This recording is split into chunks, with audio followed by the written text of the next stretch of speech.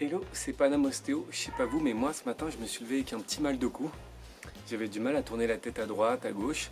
Et donc j'ai fait ma petite routine régulière pour régler tout ça et ça va beaucoup mieux. Alors j'aurais préféré aller chez l'ostéopathe pour me soulager, mais en ce moment c'est pas possible.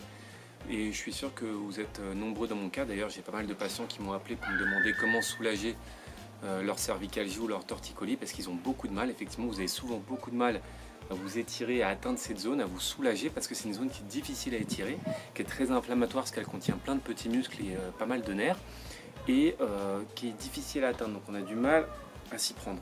Et souvent, bien souvent, soit vous n'arrivez pas à vous soulager, voire même parfois vous vous faites encore plus mal parce que vous y allez trop fort. Au lieu d'étirer ce côté-là, vous contractez ce côté-là. Et puis vous n'avez pas les bonnes bases anatomiques, vous n'avez pas les connaissances anatomiques qui vous permettent de pouvoir vous soulager.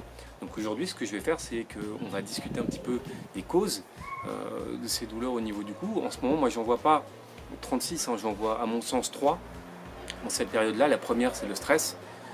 On n'a pas attendu le confinement pour avoir des douleurs de la nuque à cause du stress. Mais bon, en ce moment, avec ceux qui sont dans les appartements confinés, dans un espace restreint, ceux qui n'ont pas de salaire, tous les commerçants, les professions libérales, ceux qui se posent des questions sur leur emploi s'ils sont salariés, tout ça, ça crée des tensions. La deuxième chose pour moi aussi, c'est le sport, je pense.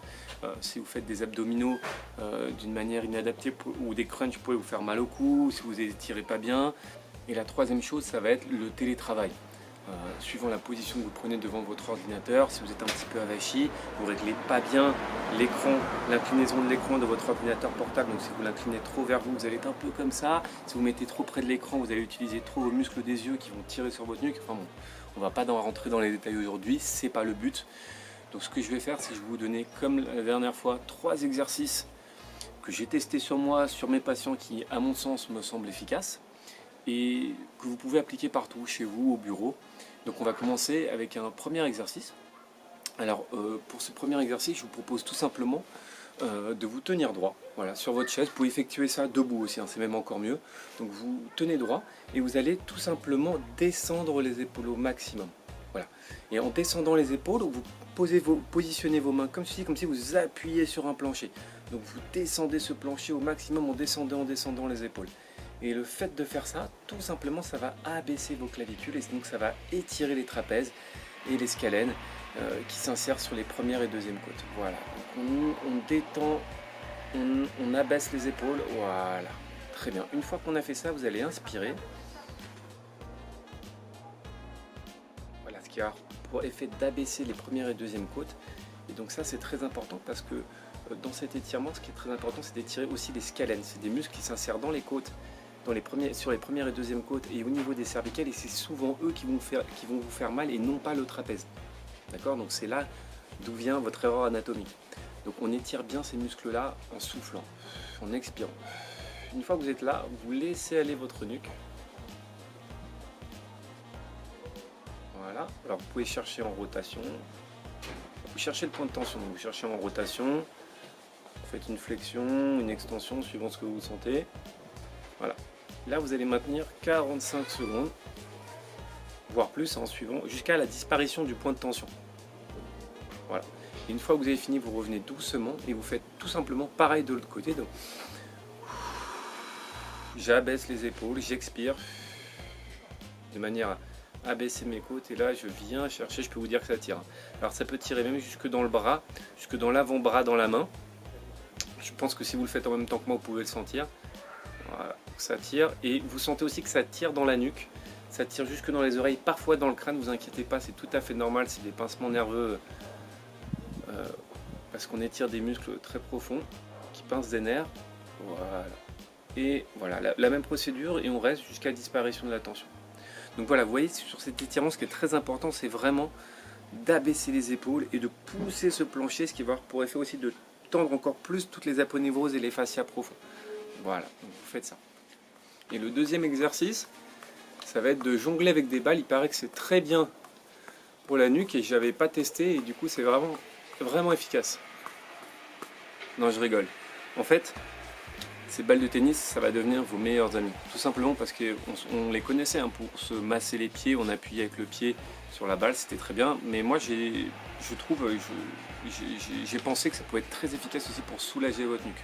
En fait, ce que vous allez tout simplement faire, c'est que vous allez vous allonger par terre. Et avant de vous allonger par terre, parce qu'il faut une surface dure, hein, sur votre lit, ça ne marchera pas. Donc avant de vous allonger par terre, vous allez poser cette balle de tennis à la jonction entre votre crâne et vos cervicales.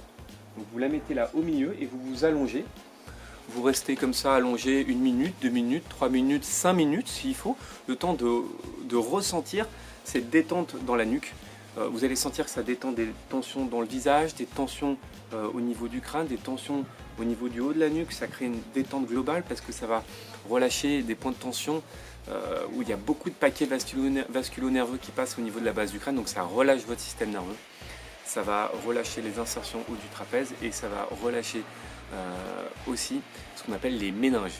Donc c'est des membranes qui s'insèrent dans le crâne, qui redescendent dans la colonne. Ça va vous détendre tout simplement. Voilà, vous pratiquez ce deuxième exercice dans votre petite routine. Et enfin, le troisième et dernier exercice que je veux que vous effectuez, c'est celui-ci. C'est celui au niveau des membranes de tension réciproque, ce qu'on appelle les fascias. Les fascias. Peut-être vous avez déjà entendu parler des fascias, ou peut-être pas, mais en tout cas, ce sont des aponévroses qui vont créer pas mal de tension dans le corps et qui vont recouvrir les muscles, les os, les articulations. On va s'intéresser aux fascias profonds du cou qui, pour la plupart, s'insèrent derrière votre sternum. Donc ce qu'on va faire tout simplement, c'est qu'on va apposer la main sur le sternum. La deuxième main, on va venir la mettre en renfort et on va créer une pression vers la cage thoracique. Donc il faut mettre quand même pas mal de pression, il faut vraiment ressentir cette pression. Et là, vous allez amener aussi créer une tension vers le bas. Voilà, comme pour créer un point fixe avec le sternum. Et une fois que vous êtes comme ça, vous allez laisser aller la tête en arrière et vous allez laisser dérouler de droite à gauche, suivant en fait les tissus. En fait, vous devez tout simplement aller là où vos tissus, ce qu'on appelle vos fascias, veulent aller, ce qu'on appelle aller dans la facilité. Donc vous laissez dérouler comme ça. De droite à gauche. Vous allez chercher un peu en bas s'il y a besoin. Un peu en l'air. Un peu en arrière. Voilà, là ça ne veut pas y aller, donc j'y vais pas. Voilà. Et vous faites ça jusqu'à temps que, si vous voulez, votre tête revienne à peu près au milieu et que vous ne sentiez plus le besoin d'aller de droite à gauche avec votre tête, que vos tissus ne vous emmènent plus d'un côté ou d'un autre. Vous allez sentir à droite, à gauche, vraiment ça c'est pas les mêmes tensions, vous allez sentir vraiment un étirement global assez diffus de tous les fascias profonds. Vous allez sentir, je ne peux pas vous expliquer plus que ça, le mieux c'est que vous le ressentiez. Donc faites ces 3 exercices que je vous ai donnés et je suis sûr que ça va vous soulager. Après, il faut bien comprendre que, comme je vous ai expliqué tout à l'heure, il y a plusieurs causes qui sont à l'origine de ces cervicalgies. Agissez sur votre stress, bougez, levez-vous régulièrement, ne prenez pas de mauvaise position en faisant du télétravail, essayez de vous redresser au maximum, de bien positionner votre écran d'ordinateur. Et si en plus de ça vous faites cette petite routine dès que vous sentez une petite tension dans le cou le matin, ça devrait aller beaucoup mieux. Voilà, j'espère que cette vidéo va pouvoir vous aider. En tout cas, si vous avez des questions, vous pouvez les poser en commentaire. Et je vous dis à bientôt. Ciao!